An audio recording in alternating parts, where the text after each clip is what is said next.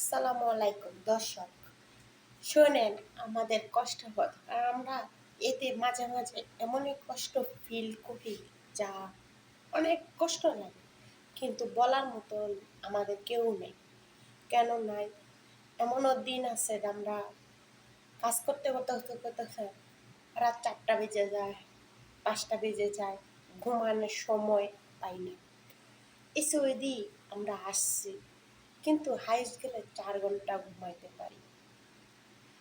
তাহলে বুঝেন আমাদের কত কষ্ট, ঠিক আছে? কিন্তু একজন প্রবাসী বুঝে একজন প্রবাসীর মর্যাদা। তো আমি আপনাদের উদ্দেশ্য কথাগুলো বললাম, একজন গরিব অসহায় এতিম। আমি অনেক আশা ভরসা নিয়ে আমি এই জায়গাতে আসছি, দেখি আল্লাহ পাক কোথায় করতে পারে। কিন্তু জীবন কিভাবে আল্লাহ পাক, একজন আল্লাহ জানে কিভাবে কাকে চলাতে পারবে। কিন্তু এমনই কষ্ট হয় মাঝে মাঝে, তা আমরা বুঝাইতে পারবো না। কেন বুঝাইতে পারবো না? 4 দেওয়ালের ভিতরে আমরা থাকি, কিন্তু আমাদেরকে নিয়ে মানুষ অনেক রকমের কথা বলতে পারে বা কিছু, কিন্তু আমাদের জীবনটা বহুত কষ্টের। একজন প্রবাসীর জীবন বহুত কষ্টের। কেন না? সে দেখতে পারে না বাবা মা, দেখতে পারে না ভাই বোন, দেখতে জেলখানা থাকলেও তো মানুষে মানুষকে দেখতে পারে, কিন্তু এখানে তো তা না।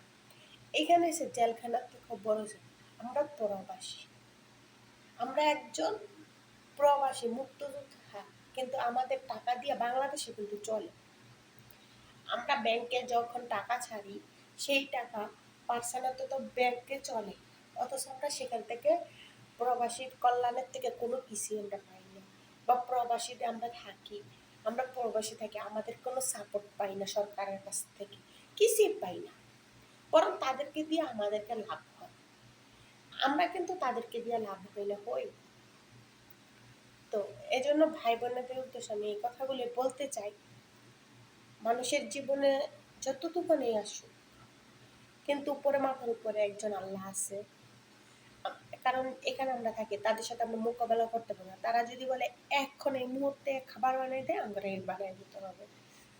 যদি বলে, তারা যদি বলে এই মুহূর্তে এই কামটা করতে হবে, যদি আমাদের শরীর যতই খারাপ লাগে, আমরা যতই কষ্ট করি না, কারণ আমাদের কষ্টের মূল্যতা দিবে না।